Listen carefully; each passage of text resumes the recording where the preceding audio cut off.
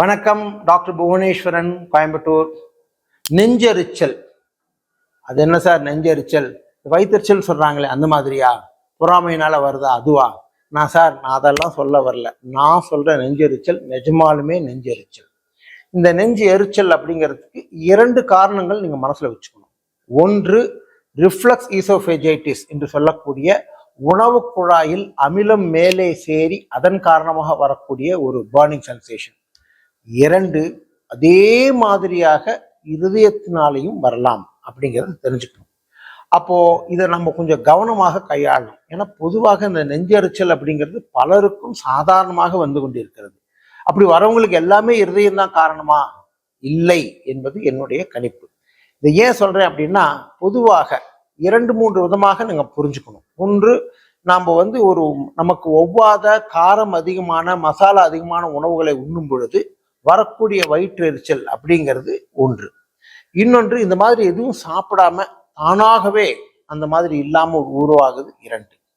மூன்றாவதாக, அதிகாலையில் ஒருவருக்கு இந்த வயிற்றெரிச்சல் வந்து அது அவரை தூக்கத்திலிருந்து எழுப்பி விடுகிறதா அப்படின்னா, அந்த வயிற்றெரிச்சலுக்கும் இருதயத்திற்கும் ஒரு தொடர்பு இருக்குன்னு நாங்கள் பார்த்துருக்குறோம்.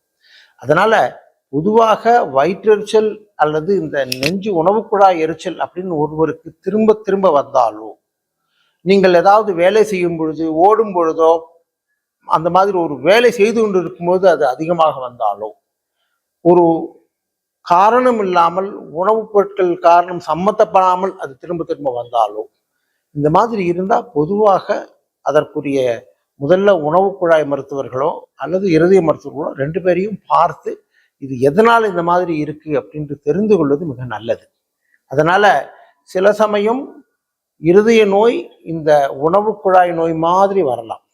ஆனால் உணவு குழாயினால வரக்கூடிய எரிச்சல் அப்படின்னா அது மருந்துகளுக்கு நிச்சயம் கட்டுப்படும், உயிருக்கு ஆபத்தில்லை. ஆனால் இருதயத்தினால வரக்கூடியது அப்படின்னா அதற்கு சரியான வைத்தியம் செய்யாவிட்டால் சிக்கலில் விடும். புரிஞ்சுட்டீங்களா? அதனால பயந்து கொள்ள வேண்டாம்.